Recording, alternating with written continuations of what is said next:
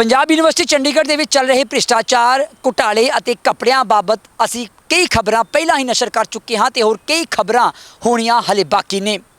ਅੱਜ ਤੁਹਾਡੇ ਸਾਹਮਣੇ ਲੈ ਕੇ ਆਏ ਹਾਂ ਇੱਕ ਨਵਾਂ ਮਾਮਲਾ, ਇੱਕ ਨਵੀਂ ਖਬਰ। ਫਰਕ ਸਿਰਫ ਇੰਨਾ ਹੈ ਕਿ ਜਿਹੜੀਆਂ ਖਬਰਾਂ ਜਾਂ ਜਿਹੜੇ ਭ੍ਰਿਸ਼ਟਾਚਾਰ ਦੇ ਮਾਮਲੇ ਅਸੀਂ ਪਹਿਲਾਂ ਉਜਾਗਰ ਕੀਤੇ ਨੇ ਉਹਨਾਂ ਦੇ ਵਿੱਚ ਇੱਕ ਜਾਂ ਦੋ ਬੰਦੇ ਹੀ ਸੂਤਰਧਾਰ ਹੁੰਦੇ ਰਹੇ ਨੇ, ਪਰ ਜਿਹੜੀ ਕਹਾਣੀ ਅੱਜ ਹੈ ਉਹ ਥੋੜੀ ਵੱਖਰੀ ਹੈ। ਪਹਿਲਾਂ ਮਾਮਲਿਆਂ ਦੇ ਵਿੱਚ ਜਿਵੇਂ ਮਿਸਾਲੀਆ ਤੌਰ ਤੇ ਤੁਹਾਨੂੰ ਦੱਸੀਏ, DAV ਕਾਲਜ ਚੰਡੀਗੜ੍ਹ ਦੇ ਵਿੱਚ ਸਾਬਕਾ ਪ੍ਰਿੰਸੀਪਲ BC ਜੌਹਸਨ ਦੀ ਬੇਟੀ ਮੈਡਮ ਮਨਦੀਪ ਜੌਹਸਨ ਬਤੌਰ ਅਸਿਸਟੈਂਟ ਪ੍ਰੋਫੈਸਰ ਇੱਕ ਦਹਾਕੇ ਤੋਂ ਪੜ੍ਹਾ ਰਹੇ ਨੇ। ਇਸ ਦੇ ਬਾਵਜੂਦ ਕਿ ਉਹਨਾਂ ਦੇ ਕੋਲ ਨਕਲੀ ਡਿਗਰੀ ਹੈ PhD ਦੀ, ਪਰ ਨਾ ਤਾਂ ਸਰਕਾਰ ਕੁਝ ਕਹਿੰਦੀ ਹੈ ਤੇ ਨਾ ਹੀ ਪੰਜਾਬ ਯੂਨੀਵਰਸਿਟੀ ਇੰਨੀ ਕੁ ਹਿੰਮਤ ਰੱਖਦੀ ਹੈ ਕਿ ਉਹਨਾਂ ਦੇ ਖਿਲਾਫ ਕਾਰਵਾਈ ਕੀਤੀ ਜਾ ਸਕੇ। ਦੂਜੇ ਪਾਸੇ ਜਾਂ ਦੂਜਾ ਮਾਮਲਾ UBS ਦੇ ਵਿੱਚ ਪ੍ਰੋਫੈਸਰ ਮੀਨਾ ਸ਼ਰਮਾ ਦਾ ਬੇਟਾ ਗਾਰਵਿਤ ਸ਼ਰਮਾ ਐਲੀਜੀਬਲ ਨਾ ਹੋਣ ਦੇ ਬਾਵਜੂਦ ਵੀ MBA ਦੇ ਵਿੱਚ ਐਡਮਿਸ਼ਨ ਵੀ ਲੈ ਲੈਂਦਾ ਹੈ ਤੇ ਐਡਮਿਸ਼ਨ ਲੈ ਕੇ 2 ਸਾਲ MBA ਦੀ ਪੜ੍ਹਾਈ ਵੀ ਪੂਰੀ ਕਰ ਲੈਂਦਾ ਹੈ। ਪਰ ਕਈ ਸ਼ਿਕਾਇਤਾਂ ਹੋਣ ਦੇ ਬਾਵਜੂਦ ਵੀ, ਚਾਂਸਲਰ ਵੱਲੋਂ ਚਿੱਠੀ ਆਉਣ ਦੇ ਬਾਵਜੂਦ ਵੀ ਮੋਟੀ ਚਮੜੀ ਵਾਲੇ ਪੰਜਾਬ ਯੂਨੀਵਰਸਿਟੀ ਦੇ ਉੱਚ ਅਧਿਕਾਰੀ ਚੁੱਪ ਕਰਕੇ ਬੈਠੇ ਨੇ। ਤੇ ਇੱਕ ਹੋਰ ਜਿਹੜਾ ਮਾਮਲਾ ਸੀ, ਤੀਜਾ ਮਾਮਲਾ, ਕੰਸਟਰਕਸ਼ਨ ਡਿਪਾਰਟਮੈਂਟ ਦੇ ਵਿੱਚ ਸੀਮੈਂਟ ਸਕੈਮ ਹੋਇਆ। ਤਕਰੀਬਨ 3 ਦਹਾਕੇ ਬੀਤ ਚੁੱਕੇ ਨੇ, 30 ਸਾਲ, ਪਰ ਸੀਮੈਂਟ ਸਕੈਮ ਦੇ ਜਿਹੜੇ ਸੂਤਰਧਾਰ ਸਨ RK ਰਾਏ ਸਾਹਿਬ, 30 ਸਾਲਾਂ ਤੋਂ ਪੰਜਾਬ ਯੂਨੀਵਰਸਿਟੀ ਨੇ ਉਹਨਾਂ ਦੇ ਖਿਲਾਫ ਐਕਸ਼ਨ ਤਾਂ ਕੀ ਲੈਣਾ ਸੀ। ਸੀਮੈਂਟ ਸਕੈਮ ਦੀ ਰਿਪੋਰਟ ਨਹੀਂ ਲੱਭ ਰਹੀ, ਫਾਈਲਾਂ ਨਹੀਂ ਲੱਭ ਰਹੀਆਂ। ਖੈਰ ਇਹ ਤਾਂ ਸੀ ਉਹ ਮਾਮਲੇ, ਮਿਸਾਲੀਆ ਮਾਮਲੇ ਜਿਨ੍ਹਾਂ ਦੇ ਵਿੱਚ ਸੂਤਰਧਾਰ ਇੱਕ ਜਾਂ ਦੋ ਬੰਦੇ ਸੀ। ਪਰ ਅੱਜ ਦੀ ਕਹਾਣੀ ਦੇ ਵਿੱਚ ਜਾਂ ਅੱਜ ਦੇ ਇਸ ਮਾਮਲੇ ਦੇ ਵਿੱਚ ਪੰਜਾਬ ਯੂਨੀਵਰਸਿਟੀ ਚੰਡੀਗੜ੍ਹ ਦੇ ਨਾਲ ਤਾਲੁਕ ਰੱਖਦੇ ਸੈਂਕੜੇ ਕਾਲਜ ਸ਼ਾਮਲ ਨੇ। ਉਹ ਕਿਵੇਂ, ਗੱਲਬਾਤ ਕਰਾਂਗੇ। ਤੁਸੀਂ ਦੇਖ ਰਹੇ ਹੋ ਦ ਖਬਰਸਾਰ ਤੇ ਮੈਂ ਹਾਂ ਤੁਹਾਡੇ ਨਾਲ ਠਾਕੁਰ ਅਮਨਦੀਪ ਸਿੰਘ। ਇਸ ਬਾਰੇ ਗੱਲਬਾਤ ਕਰਨ ਲਈ ਸਾਡੇ ਨਾਲ ਮੌਜੂਦ ਨੇ ਡਾਕਟਰ RK ਸਿੰਗਲਾ ਜੀ। ਸਭ ਤੋਂ ਪਹਿਲਾਂ ਸਵਾਗਤ ਕਰਾਂਗੇ ਸਿੰਗਲਾ ਸਾਹਿਬ, ਇੱਕ ਵਾਰ ਫਿਰ ਤੁਹਾਡਾ ਬਹੁਤ ਸਵਾਗਤ ਹੈ ਦ ਖਬਰਸਾਰ ਤੇ। ਬਹੁਤ ਬਹੁਤ ਸ਼ੁਕਰੀਆ ਠਾਕੁਰ ਸਾਹਿਬ। ਸਿੰਗਲਾ ਸਾਹਿਬ, ਪਹਿਲਾ ਸੂਤਰਧਾਰ ਇੱਕ ਜਾਂ ਦੋ ਹੁੰਦੇ ਸੀ ਜਿਹੜੇ ਭ੍ਰਿਸ਼ਟਾਚਾਰ ਦੇ ਮਾਮਲੇ ਉਜਾਗਰ ਕੀਤੇ ਗਏ ਨੇ ਪੰਜਾਬ ਯੂਨੀਵਰਸਿਟੀ ਦੇ ਬਾਬਤ। ਤੁਸੀਂ ਦੱਸਿਆ ਵੀ ਅੱਜ ਦੀ ਇਸ ਕਹਾਣੀ ਦੇ ਵਿੱਚ ਪੰਜਾਬ ਯੂਨੀਵਰਸਿਟੀ ਚੰਡੀਗੜ੍ਹ ਦੇ ਨਾਲ ਤਾਲੁਕ ਰੱਖਦੇ ਜਾਂ ਐਫੀਲੀਏਸ਼ਨ ਰੱਖਦੇ ਸੈਂਕੜੇ ਕਾਲਜ ਸ਼ਾਮਲ ਨੇ। ਉਹ ਕਿਵੇਂ? ਇਹ ਮਾਮਲਾ ਹੈ ਚੰਡੀਗੜ੍ਹ ਦੇ ਨਾਲ ਅਫੀਲੀਏਟਡ, ਪੰਜਾਬ ਯੂਨੀਵਰਸਿਟੀ ਚੰਡੀਗੜ੍ਹ ਨਾਲ ਅਫੀਲੀਏਟਡ 202 ਕਾਲਜਾਂ ਦਾ ਹੈ। ਇਹਨਾਂ ਕਾਲਜਾਂ ਦੇ ਵਿੱਚ ਮਾਪਦੰਡ ਨਿਰਧਾਰਿਤ ਕੀਤੇ ਹੋਏ ਨੇ ਯੂਨੀਵਰਸਿਟੀ ਨੇ, ਜਿਨ੍ਹਾਂ ਨੂੰ ਉਹਨਾਂ ਨੇ ਫੋਲੋ ਕਰਨਾ ਹੁੰਦਾ ਹੈ। ਚਾਹੇ ਉਹ ਟੀਚਰਸ ਦੀ ਕੁਆਲੀਫਿਕੇਸ਼ਨ ਹੋਵੇ, ਚਾਹੇ ਉਹ ਪੜ੍ਹਾਈ ਦੇ ਕੁਝ ਸਟੈਂਡਰਡ ਹੋਣ ਜਾਂ ਪੈਸੇ ਦਾ ਇਸਤੇਮਾਲ ਹੋਵੇ। ਪਰ ਅਕਸਰ ਦੇਖਿਆ ਗਿਆ ਹੈ ਕਿ ਕਾਲਜ ਇਹਨਾਂ ਰੂਲ ਰੈਗੂਲੇਸ਼ਨ ਨੂੰ ਫੋਲੋ ਨਹੀਂ ਕਰਦੇ, ਇਹਨਾਂ ਸਟੈਂਡਰਡਸ ਨੂੰ ਮੇਨਟੇਨ ਨਹੀਂ ਕਰਦੇ। ਇਸ ਕਰਕੇ ਜਿਹੜੀ ਅੱਜ ਦਾ ਇਹ ਮਾਮਲਾ ਹੈ, ਇਹ RTI ਪਾ ਕੇ ਮੈਂ ਪੰਜਾਬ ਯੂਨੀਵਰਸਿਟੀ ਦੀ ਕਾਲਜ ਬ੍ਰਾਂਚ ਤੋਂ ਉਹ ਰਿਕਾਰਡ ਮੰਗੇ ਸੀ, ਜਿਹਦੇ ਨਾਲ ਮੈਂ ਚੈੱਕ ਕਰ ਸਕਾਂ ਕਿ ਕਾਲਜਾਂ ਦੀ ਜਿਹੜੀ ਫੰਕਸ਼ਨਿੰਗ ਹੈ ਉਹ ਠੀਕ ਤੇ ਕਾਨੂੰਨ ਦੇ ਮੁਤਾਬਕ ਚੱਲ ਰਹੀ ਹੈ ਜਾਂ ਨਹੀਂ। ਤਾਂ ਮਿਲ ਗਿਆ RTI ਦੇ ਵਿੱਚ ਜਵਾਬ ਮਿਲ ਗਿਆ ਹੁਣ? ਨਹੀਂ, ਇਹਦੇ ਵਿੱਚ ਜਵਾਬ ਤਾਂ ਦੇਣਾ ਬਹੁਤ ਦੂਰ ਦੀ ਗੱਲ ਹੈ, ਬਲਕਿ RTI ਦੇ ਕਾਨੂੰਨ ਦੀਆਂ ਬਹੁਤ ਬੁਰੀ ਤਰ੍ਹਾਂ ਧੱਜੀਆਂ ਉਡਾਈਆਂ ਗਈਆਂ। ਇਸ ਕਾਲਜਸ ਬ੍ਰਾਂਚ ਦੇ deputy registrar mister Surjit Thakur ਨੇ। ਸਰ, ਤੁਸੀਂ ਕਾਲਜਸ ਬ੍ਰਾਂਚ ਪੰਜਾਬ ਯੂਨੀਵਰਸਿਟੀ ਨੂੰ ਹੀ RTI ਕਿਉਂ ਪਾਈ? ਜੇ ਤੁਸੀਂ ਕਾਲਜਾਂ ਬਾਰੇ ਜਾਣਕਾਰੀ ਲੈਣੀ ਸੀ, ਸਿੱਧਾ ਤੁਸੀਂ ਕਾਲਜਾਂ ਨੂੰ ਚਿੱਠੀ ਪਾ ਦਿੰਦੇ। ਇਹਦੇ ਵਿੱਚ ਕਾਰਨ ਇਹ ਹੈ, ਸਭ ਤੋਂ ਪਹਿਲੀ ਗੱਲ ਤਾਂ ਜਿਹੜੀ ਪੰਜਾਬ ਯੂਨੀਵਰਸਿਟੀ ਡਿਗਰੀਆਂ ਦਿੰਦੀ ਹੈ, ਇਹਦੇ ਵਿੱਚ ਦੋ ਤਰ੍ਹਾਂ ਦੇ ਸਟੂਡੈਂਟਸ ਨੇ। ਇੱਕ ਉਹ ਜਿਹੜੇ ਪੰਜਾਬ ਯੂਨੀਵਰਸਿਟੀ ਕੈਂਪਸ 'ਚ ਪੜ੍ਹਦੇ ਨੇ, ਤੇ ਦੂਸਰੀ ਉਹ ਜਿਹੜੇ ਪੰਜਾਬ ਯੂਨੀਵਰਸਿਟੀ ਦੇ ਨਾਲ ਜੁੜੇ 202 ਕਾਲਜਾਂ ਦੇ ਵਿੱਚ ਪੜ੍ਹਦੇ ਨੇ। ਯੂਨੀਵਰਸਿਟੀ ਦੇ ਵਿੱਚ ਪੜ੍ਹਨ ਵਾਲੇ ਸਟੂਡੈਂਟਸ ਦੀ ਗਿਣਤੀ ਕਾਫੀ ਘੱਟ ਹੈ, ਤੇ ਮੇਨ ਸਟੂਡੈਂਟਸ ਜਿਨ੍ਹਾਂ ਨੂੰ ਡਿਗਰੀਆਂ ਦਿੱਤੀਆਂ ਜਾਂਦੀਆਂ ਨੇ ਇਹ ਉਹ ਨੇ ਜਿਹੜੇ ਕਾਲਜਾਂ ਤੋਂ ਆਉਂਦੇ ਨੇ। ਹਾਲਾਂਕਿ ਮੈਂ ਕਾਲਜਸ ਦੇ ਵਿੱਚ ਕਾਫੀ RTI ਐਪਲੀਕੇਸ਼ਨ ਪਾਈਆਂ, ਸਵਾਲਾਂ ਦੇ ਜਵਾਬ ਮੰਗੇ, ਇਨਫੋਰਮੇਸ਼ਨ ਮੰਗੀ ਤਕਰੀਬਨ, ਕਿਉਂਕਿ ਕਾਲਜਾਂ ਦੇ ਵਿੱਚ ਉਹੀ ਲੋਕ ਪ੍ਰਿੰਸੀਪਲ ਨੇ, ਉਹੀ ਰੂਲਸ ਰੈਗੂਲੇਸ਼ਨ ਦੇ ਧੱਜੇ ਉਡਾ ਰਹੇ, ਉਹੀ ਘਪਲੇ ਤੇ ਘੁਟਾਲੇ 'ਚ ਸ਼ਾਮਲ ਨੇ, ਤੇ ਉਹਨਾਂ ਨੇ ਸੂਚਨਾ ਦੇਣੀ ਹੁੰਦੀ ਹੈ। ਔਰ ਇਸ ਕਰਕੇ ਅਕਸਰ ਉਹ ਸੂਚਨਾ ਦੇਣ ਤੋਂ ਭੱਜਦੇ ਨਜ਼ਰ ਆਉਂਦੇ ਨੇ। ਫਿਰ ਮੇਰੇ ਖਿਆਲ ਆਇਆ ਕਿ ਕਿਉਂਕਿ ਅਸੀਂ ਉਹਨਾਂ ਹਰ ਇੱਕ ਇਨਫੋਰਮੇਸ਼ਨ ਨੂੰ ਛੱਡੋ, ਕੁਝ ਕੁ ਸਟੈਂਡਰਡ ਨੂੰ ਮੇਨਟੇਨ ਕਰਨ ਲਈ ਤਾਂ ਇਨਫੋਰਮੇਸ਼ਨ ਕਾਲਜਾਂ ਨੂੰ ਪੰਜਾਬ ਯੂਨੀਵਰਸਿਟੀ ਨੂੰ ਦੇਣੀ ਪੈਂਦੀ ਹੈ, ਤਾਂ ਕਿਉਂ ਨਾ ਕਾਲਜਾਂ ਤੋਂ ਮੰਗਣ ਦੀ ਬਜਾਏ ਸਿਰਫ ਉਹਨਾਂ ਰਿਕਾਰਡਾਂ 'ਤੇ ਹੀ ਫਿਲਹਾਲ ਜ਼ੋਰ ਦਿੱਤਾ ਜਾਵੇ ਜਿਹੜੇ ਪੰਜਾਬ ਯੂਨੀਵਰਸਿਟੀ ਦੇ ਕਬਜ਼ੇ 'ਚ ਨੇ, ਤੇ ਜਿਹੜੇ ਇਸ ਚੀਜ਼ ਨੂੰ ਸਾਬਤ ਕਰਦੇ ਨੇ ਕਿ ਕੀ ਇਹਨਾਂ ਕਾਲਜਾਂ ਦੇ ਵਿੱਚ ਨਿਯਮਾਂ ਦੀ ਉਲੰਘਣਾ ਤਾਂ ਨਹੀਂ ਹੋ ਰਹੀ, ਕੀ ਪੈਸੇ ਦਾ ਦੁਰਉਪਯੋਗ ਤਾਂ ਨਹੀਂ ਹੋ ਰਿਹਾ, ਕੀ ਪੜ੍ਹਾਉਣ ਵਾਲੇ ਵਿਅਕਤੀ ਬਕਾਇਦਾ ਪ੍ਰੋਸੀਜਰ ਨਾਲ ਸਿਲੈਕਟ ਹੋਏ ਨੇ ਤੇ ਉਹਨਾਂ ਦੀ ਕੁਆਲੀਫਿਕੇਸ਼ਨਾਂ ਵੀ ਠੀਕ ਠਾਕ ਨੇ। ਤਾਂ ਇਸ ਕਰਕੇ ਰਿਕਾਰਡ ਕਾਲਜਾਂ ਤੋਂ ਨਾ ਮੰਗਦੇ ਹੋਏ ਡਾਇਰੈਕਟ ਪੰਜਾਬ ਯੂਨੀਵਰਸਿਟੀ ਦੀ ਕਾਲਜਸ ਬ੍ਰਾਂਚ ਤੋਂ ਮੰਗੇ ਗਏ, ਉੱਥੋਂ ਦੇ ਡਿਪਟੀ ਰਜਿਸਟਰਾਰ ਤੋਂ। ਚੰਗੀ ਗੱਲ ਹੈ ਤੁਸੀਂ ਉੱਥੋਂ ਮੰਗੇ, ਕਿਉਂਕਿ ਪੰਜਾਬ ਯੂਨੀਵਰਸਿਟੀ ਦੀ ਡਿਊਟੀ ਵੀ ਬਣਦੀ ਹੈ ਨਾ, ਜੇ ਐਫੀਲੀਏਸ਼ਨ ਤੁਸੀਂ ਦਿੱਤੀ ਹੈ ਤਾਂ ਚੈੱਕ ਰੱਖਣਾ ਵੀ ਜ਼ਰੂਰੀ ਹੈ ਕਿ ਐਫੀਲੀਏਸ਼ਨ ਦੀਆਂ ਸਾਰੀਆਂ ਸ਼ਰਤਾਂ ਨੂੰ ਕਾਲਜ ਜਿਹੜੇ ਨੇ ਉਹ ਪੂਰਾ ਕਰਦੇ ਵੀ ਨੇ ਜਾਂ ਫਿਰ ਨਹੀਂ ਕਰਦੇ। ਲੇਕਿਨ ਤੁਸੀਂ ਕਹਿ ਰਹੇ ਹੋ ਕਿ ਡਿਪਟੀ ਰਜਿਸਟਰਾਰ ਜੋ ਸੁਰਜੀਤ ਠਾਕੁਰ ਨੇ ਕਾਲਜਸ ਬ੍ਰਾਂਚ ਤੇ ਵੀ ਉਹਨਾਂ ਨੇ ਧੱਜੀਆਂ ਉਡਾਈਆਂ ਨੇ ਆਰਟੀਆਈ ਐਕਟ ਦੀਆਂ ਜਾਂ ਆਰਟੀਆਈ ਦੀਆਂ, ਤੁਸੀਂ ਇਹ ਕਿਵੇਂ ਕਹਿ ਸਕਦੇ ਹੋ? ਇਹਦੇ ਵਿੱਚ ਮੈਂ ਤੁਹਾਡੇ ਕੋਲ ਜ਼ਿਕਰ ਕਰ ਸਕਦਾ ਹਾਂ ਅੱਜ ਦੇ ਇਸ ਮਾਮਲੇ ਦੇ ਵਿੱਚ ਸਿਰਫ ਇੱਕ ਐਪਲੀਕੇਸ਼ਨ ਦਾ। ਵੈਸੇ ਤਾਂ ਮੈਂ ਬਹੁਤ ਐਪਲੀਕੇਸ਼ਨ ਪਾਈਆਂ ਤੇ ਹਰ ਇੱਕ ਚੀਜ਼ ਧੱਜੀਆਂ ਉਡਾਈਆਂ, ਪਰ ਮਾਮਲਾ ਬਹੁਤ ਲੰਬਾ ਹੋ ਜਾਏਗਾ, ਇਸ ਕਰਕੇ ਅਸੀਂ ਇੱਕ ਐਪਲੀਕੇਸ਼ਨ ਦੇ ਨਾਲ ਸਟਾਰਟ ਕਰਦੇ ਹਾਂ। ਇਹਦੇ ਵਿੱਚ ਮੈਂ ਇੱਕ ਸਿੰਪਲ ਜੀ ਇੱਕ ਇਨਫੋਰਮੇਸ਼ਨ ਮੰਗੀ ਸੀ। ਪੰਜਾਬ ਯੂਨੀਵਰਸਿਟੀ ਕੈਲੰਡਰ ਵੋਲਿਊਮ 1 ਜੋ ਹੈ ਉਹਦੇ ਵਿੱਚ ਚੈਪਟਰ 8A ਹੈ ਅਫੀਲੀਏਟਡ ਕਾਲਜਸ ਨਾਲ ਸੰਬੰਧਿਤ, ਜਿਹਦੇ ਵਿੱਚ ਕੰਡੀਸ਼ਨਸ ਆਫ ਅਫੀਲੀਏਸ਼ਨ ਦਿੱਤੀਆਂ, ਉਹ ਸ਼ਰਤਾਂ ਜਿਹੜੀਆਂ ਕਿਸੇ ਵੀ ਕਾਲਜ ਨੂੰ ਮੰਨਣੀਆਂ ਪੈਣੀਆਂ ਜੇ ਉਹਨਾਂ ਨੇ ਐਫੀਲੀਏਸ਼ਨ ਲੈਣੀ ਹੈ ਜਾਂ ਲਈ ਹੋਈ ਐਫੀਲੀਏਸ਼ਨ ਨੂੰ ਬਰਕਰਾਰ ਰੱਖਣਾ। ਕਿਉਂਕਿ ਕਾਲਜ ਤੇ ਪ੍ਰਾਈਵੇਟ ਕੋਚਿੰਗ ਸ਼ਾਪ 'ਚ ਇਹੀ ਫਰਕ ਹੈ ਕਿ ਪ੍ਰਾਈਵੇਟ ਜਿਹੜੇ ਸੰਸਥਾਨ ਨੇ ਉਹਨਾਂ ਕੋਲ ਯੂਨੀਵਰਸਿਟੀ ਦੀ ਐਫੀਲੀਏਸ਼ਨ ਨਹੀਂ ਹੁੰਦੀ ਤੇ ਉਹਨਾਂ ਦੇ ਬੱਚੇ ਯੂਨੀਵਰਸਿਟੀ ਦੇ ਐਗਜ਼ਾਮ 'ਚ ਬੈਠ ਨਹੀਂ ਸਕਦੇ, ਜਦ ਕਿ ਇਹਨਾਂ ਕਾਲਜਾਂ ਦੇ ਕੋਲ ਐਫੀਲੀਏਸ਼ਨ ਹੈ, ਇਹਨਾਂ ਦੇ ਬੱਚੇ ਪੰਜਾਬ ਯੂਨੀਵਰਸਿਟੀ ਦੇ ਵਿੱਚ ਐਗਜ਼ਾਮ 'ਚ ਬੈਠ ਸਕਦੇ ਨੇ ਤੇ ਡਿਗਰੀਆਂ ਲੈ ਸਕਦੇ ਨੇ। ਇਸੇ ਕਰਕੇ ਇਹਨਾਂ ਨੂੰ ਇਹਨਾਂ ਨਿਯਮਾਂ ਨੂੰ ਨਿਰਧਾਰਤ ਮਾਪਦੰਡਾਂ ਨੂੰ ਫੋਲੋ ਕਰਨਾ ਪੈਂਦਾ ਹੈ। ਤਾਂ ਜਿਸ ਨਿਯਮ ਦੀ ਮੈਂ ਪਹਿਲਾਂ ਗੱਲ ਕਰ ਰਿਹਾ ਉਹ ਹੈ ਕਿ ਮੈਂ ਇਹਨਾਂ ਨੂੰ ਇਹ ਪੁੱਛਿਆ ਸੀ, ਸਭ ਤੋਂ ਪਹਿਲਾਂ ਤਾਂ ਹੈ ਕਾਲਜ ਦੀ ਗਵਰਨਿੰਗ ਬਾਡੀ ਮੈਨੇਜਿੰਗ ਕਮੇਟੀ ਜਿਹੜੀ ਕਾਲਜ ਦਾ ਪ੍ਰਬੰਧਨ ਕਰਦੀ ਹੈ। ਉਹਦੇ ਵਿੱਚ ਇਸ ਜਿਸ ਚੈਪਟਰ ਦੀ ਮੈਂ ਗੱਲ ਕਰ ਰਿਹਾ ਇਹਦੇ ਵਿੱਚ ਦੋ ਰੈਗੂਲੇਸ਼ਨ ਨੇ, ਰੈਗੂਲੇਸ਼ਨ 2A ਤੇ ਰੈਗੂਲੇਸ਼ਨ 15A। ਦੋ ਇਹਦੇ ਵਿੱਚ ਕਹਿੰਦੇ ਕਿ ਜਦੋਂ ਤੁਸੀਂ ਪਹਿਲੀ ਵਾਰ ਕਾਲਜ ਐਫੀਲੀਏਸ਼ਨ ਲਏਗਾ ਤਾਂ ਆਪਾਂ ਨੂੰ ਉਹਨਾਂ ਨੂੰ ਪੰਜਾਬ ਯੂਨੀਵਰਸਿਟੀ ਨੂੰ ਕਾਲਜ ਦੀ ਗਵਰਨਿੰਗ ਬਾਡੀ ਦੇ ਮੈਂਬਰਸ ਦੀ ਲਿਸਟ ਜਮ੍ਹਾਂ ਕਰਵਾਉਣੀ ਪਏਗੀ।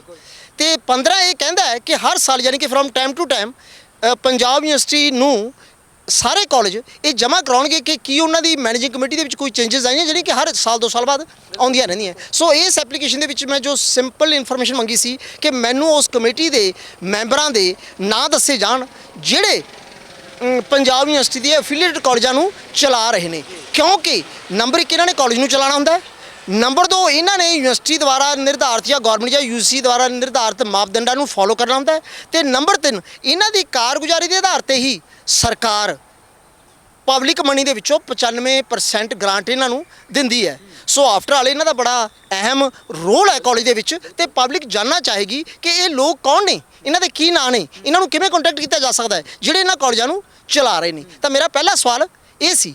ਲੇਕਿਨ ਇਹਦਾ ਸਵਾਲ ਬੜਾ ਸੌਖਾ ਹੈ, ਇਹ ਤਾਂ ਫਿਰ ਉਹਨਾਂ ਕਿਉਂਕਿ ਇਹ ਤਾਂ ਉਹਨਾਂ ਦੇ ਬਿਲਕੁਲ ਟਿਪਸ ਤੇ ਹੋਣਗੇ ਯੂਨੀਵਰਸਿਟੀ ਦੇ, ਕਿਉਂਕਿ ਯੂਨੀਵਰਸਿਟੀ ਦੀ ਰਿਕਮੈਂਡੇਸ਼ਨ ਦੇ ਜਾਂ ਯੂਨੀਵਰਸਿਟੀ ਦੇ ਕਹੇ ਤੇ ਹੀ ਜਾਂ ਤਾਂ ਜਿਹੜੀ ਗ੍ਰਾਂਟ ਹੈ ਉਹ ਕਾਲਜਾਂ ਨੂੰ ਮਿਲਦੀ ਹੋਏਗੀ ਜਾਂ ਗ੍ਰਾਂਟ ਰੁਕਦੀ ਹੋਏਗੀ, ਤੇ ਇਹਦਾ ਬੜਾ ਸੌਖਾ ਜਵਾਬ ਦੇ ਦਿੱਤਾ ਹੋਣਾ ਤੁਹਾਨੂੰ। ਤਾਂ ਬੇਸਿਕਲੀ ਇੰਨਾ ਸੌਖਾ ਸਵਾਲ ਸੀ ਕਿ ਤੁਸੀਂ ਜਿਹੜੀਆਂ ਕਾਲਜ ਨੇ ਰੈਗੂਲੇਸ਼ਨ 15A ਦੇ ਮੁਤਾਬਕ ਰਿਟਰਨਸ ਜਮ੍ਹਾਂ ਕਰਾਈਆਂ ਨੇ, ਰਿਪੋਰਟ ਜਮ੍ਹਾਂ ਕਰਾਈਆਂ, ਉਹਦੇ ਵਿੱਚ ਇੱਕ ਕਾਗਜ਼ ਹੈ ਗਵਰਨਿੰਗ ਬਾਡੀ ਦਾ, ਤੁਸੀਂ ਸਿਰਫ ਸਾਰੇ ਕਾਲਜਾਂ ਦੇ ਗਵਰਨਿੰਗ ਬਾਡੀ ਵਾਲਾ ਜਿਹੜਾ ਕਾਗਜ਼ ਹੈ ਮੈਨੂੰ ਫੁੱਟਸਟੈਟ ਕਰਾ ਕੇ ਸਰਟੀਫਾਈ ਕਰਕੇ ਦੇਣਾ ਸੀ। ਉਹ ਮਿਲ ਗਿਆ ਹੋਣਾ ਤੁਹਾਨੂੰ ਨਾ, ਉਹ ਦੇਣ ਦੀ ਬਜਾਏ ਜਵਾਬ ਦੇ ਰਹੇ ਨੇ, ਪਹਿਲਾਂ CIC ਦੇ ਕਿਸੇ ਫੈਸਲੇ ਦਾ ਜ਼ਿਕਰ ਕਰ ਰਹੇ ਨੇ ਤੇ ਉਸ ਤੋਂ ਬਾਅਦ ਐਂਡ ਤੇ ਕਨਕਲੂਜਨ ਕੀ ਦੇ ਰਹੇ ਨੇ, ਦਾ PIO is not under any obligation to compile, collate and provide the information which is not readily available, ਕਿ ਇਹ ਇਨਫੋਰਮੇਸ਼ਨ ਆਸਾਨੀ ਦੇ ਨਾਲ ਉਪਲਬਧ ਹੀ ਨਹੀਂ ਹੈ। ਕਿੰਨੀ ਹੈਰਾਨੀ ਦੀ ਗੱਲ ਹੈ ਕਿ ਜਿਹੜੇ ਕਾਗਜ਼ ਸਾਹਮਣੇ ਪਏ ਫੁੱਟਸਟੈਟ ਕਰਵਾ ਕੇ ਸਰਟੀਫਾਈ ਕਰਕੇ ਦੇਣੇ ਸੀ ਉਹ ਆਸਾਨੀ ਨਾਲ ਨਹੀਂ ਲੱਭੇ। ਆਰਟੀ ਐਕਟ ਵਿੱਚ ਕਿਤੇ ਲਿਖਿਆ ਹੁੰਦਾ ਵੀ ਜਿਹੜੇ ਆਸਾਨੀ ਦੇ ਨਾਲ ਨਹੀਂ ਹੈ ਤੁਸੀਂ ਦੋ ਹੀ ਨਾ ਤੁਸੀਂ ਲਟਕਾ ਦਿਓ, ਕਿਉਂਕਿ ਨਾ ਤਾਂ ਇਹਨਾਂ ਨੂੰ ਆਸਾਨੀ ਦੇ ਨਾਲ RK ਰਾਏ ਵਾਲੇ ਸਕੈਮ ਸੀਮੈਂਟ ਸਕੈਮ ਵਾਲੇ ਕਾਗਜ਼ ਮਿਲੇ ਨੇ,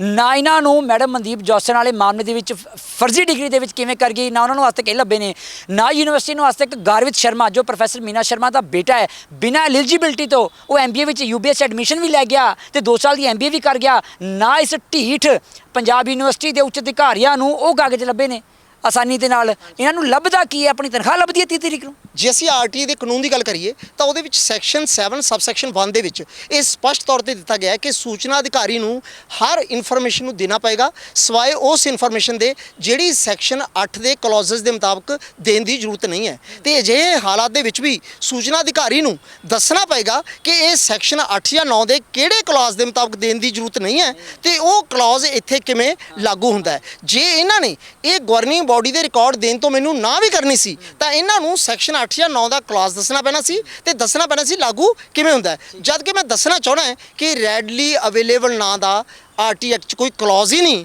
ਇਹ deputy registrar mister Surjeet Singh Thakur ਦਾ ਸੈਲਫ ਸਟਾਈਲਡ ਆਪਣਾ ਮਨਘੜੰਤ ਕਲੌਜ਼ ਹੈ ਜਿਹਦੇ ਮੁਤਾਬਕ ਇਹਨਾਂ ਨੇ ਇਹ ਇਨਫੋਰਮੇਸ਼ਨ ਦੇਣ ਤੋਂ ਨਾ ਕੀਤੀ ਹੈ। Deputy registrar colleges branch Surjit Thakur ji ਨੂੰ ਸਿੰਗਲਾ ਸਾਹਿਬ ਮੇਰੀ ਬੇਨਤੀ ਹੈ ਤੁਹਾਨੂੰ ਕਿ ਉਹਨਾਂ ਨੂੰ RTA ਐਕਟ ਦੀ ਕਾਪੀ ਜ਼ਰੂਰ ਭੇਜਿਓ ਤਾਂ ਕਿ ਉਹ ਪੜ੍ਹ ਲੈਣ, ਕਿ ਆਪ ਤਾਂ ਨਾ ਪੜ੍ਹੀ ਹੋਵੇ। ਅਗਲਾ ਸਵਾਲ, ਵੈਸੇ ਇਸੇ ਸਵਾਲ ਦੇ ਵਿੱਚ ਮੈਂ ਸਵਾਲ ਇੱਕ ਹੋਰ ਵੀ ਦੱਸਣਾ ਚਾਹੁੰਦਾ ਹੈ ਕਿ ਕਿੰਨੀ ਹੈਰਾਨੀ ਦੀ ਗੱਲ ਹੈ ਕਿ ਇਸ ਦੇ ਵਿੱਚ 3 ਸਵਾਲ ਸੀ ਜਿਨ੍ਹਾਂ ਦਾ ਇਹ ਉੱਤਰ ਹੈ ਕਿ ਨਾਟ ਰੈਡਲੀ ਅਵੇਲੇਬਲ।